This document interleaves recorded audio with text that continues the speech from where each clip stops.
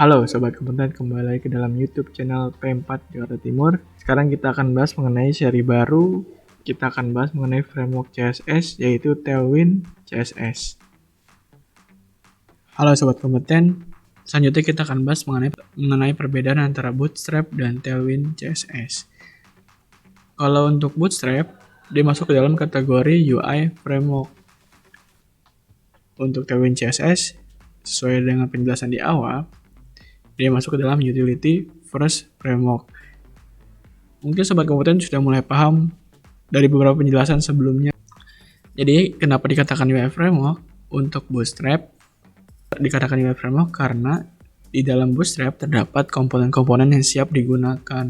Walaupun Bootstrap pun juga bisa menggunakan utility class seperti text center, bglike, text primary, dan lain-lain. Tetapi kalau misalkan di Tailwind CSS, dia tidak menyediakan komponen.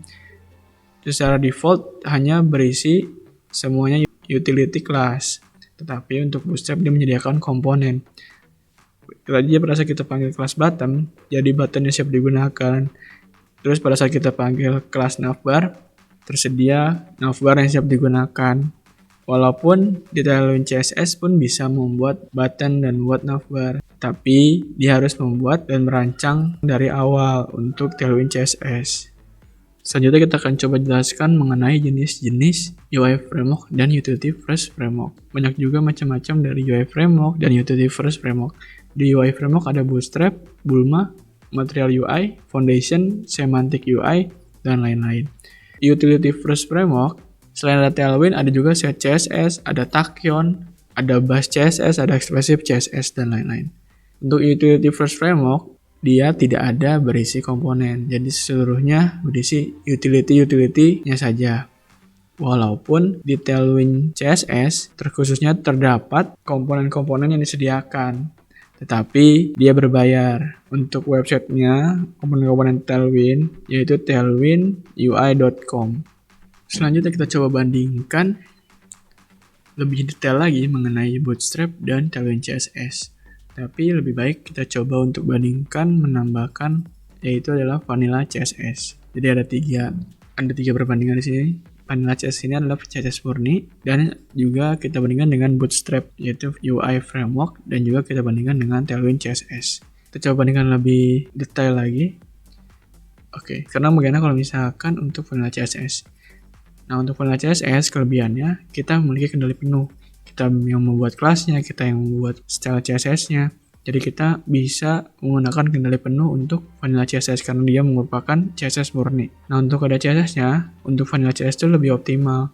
Kenapa? Karena kita sendiri yang membuat codingannya.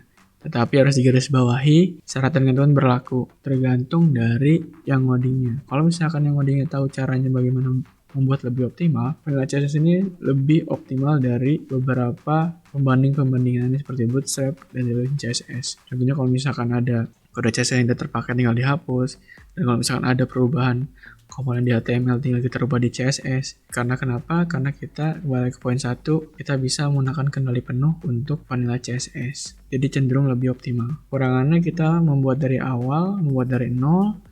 Nah, efek dari membuat dari awal, membuat dari nol ini pembuatan lebih lama. Selanjutnya kita coba lihat kelebihan dan kekurangan Bootstrap 5. Nah, untuk Bootstrap 5 ini pembuatannya sangat cepat karena yang tadi dia UI framework. Pembuatannya sangat cepat karena dia sudah menyediakan komponen-komponen yang siap digunakan. Jadi kita tinggal terfokus ke dalam HTML dan kelas-kelasnya saja. Misalkan komponen kita butuh button, kita tinggal panggil. Kita misalkan butuh navbar, kita tinggal panggil. Dan jadilah navbar dan button yang sudah siap digunakan. Maka dari itu, sesuai dengan poin 2, dia sangat cocok untuk pemula. Walaupun pemula tidak terlalu paham mengenai CSS, karena sudah disediakan komponen-komponen yang sudah siap digunakan, jadinya tinggal di copy paste saja untuk komponen-komponen yang ingin digunakan dalam Bootstrap. Nah, sesuai dengan pembahasan dari poin-poin sebelumnya, poin ketiga, komponen Bootstrap ini komponen yang siap untuk digunakan. Jadi kita tinggal copy dan paste saja komponen-komponen yang dari Bootstrap yang ada, dan cukup banyak komponen-komponen yang ada di Bootstrap 5 ini. Tapi untuk kekurangannya, kita tidak ada kendali. Jadi apa yang dikasih oleh Bootstrap, kita terima aja. Misalkan Bootstrap ini secara default hanya ngasih beberapa warna utama. Nah, kalau misalnya kita nggak cocok dengan warnanya, kita harus modifikasi Bootstrap-nya.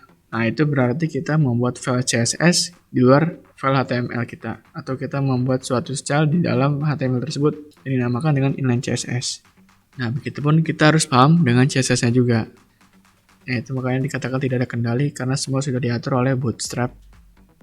Nah, sebenarnya banyak kode CSS tidak terpakai. Maksudnya gimana? Jadi misalkan kita cuma memakai beberapa kelas atau beberapa komponen dari Bootstrap, ketika panggil file Bootstrap-nya semuanya muncul terus semua terpanggil. Nah, maka dari itu banyak kode CSS yang kita panggil tapi yang tidak terpakai gitu. Makanya di sini tertera banyak kode CSS tidak terpakai. Selanjutnya ada website terlihat mirip.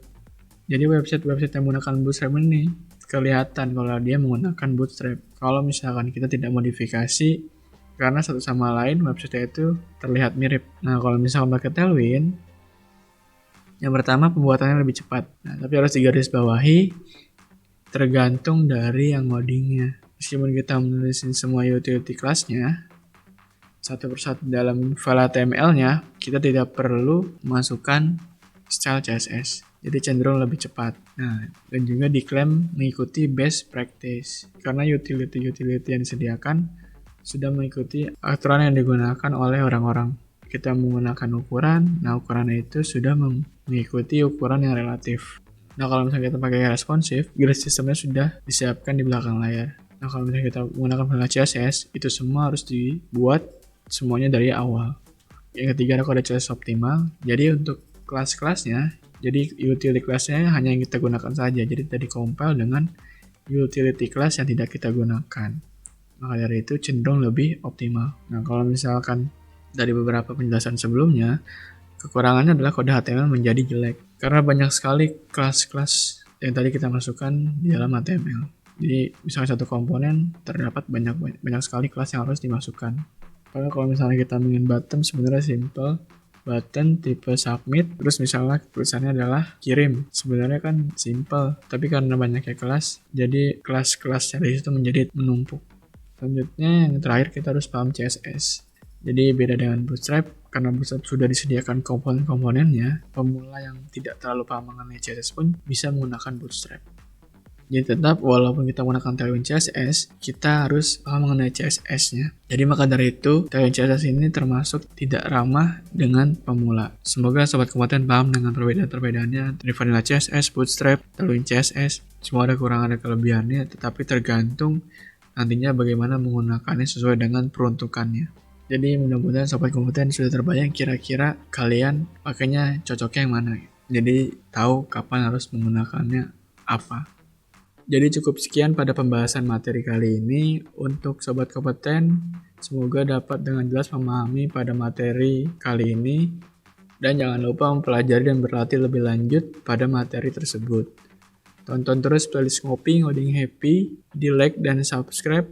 Untuk sobat kompeten dan teman-teman yang ingin bertanya dapat bertanya di bagian kolom komentar. Terima kasih.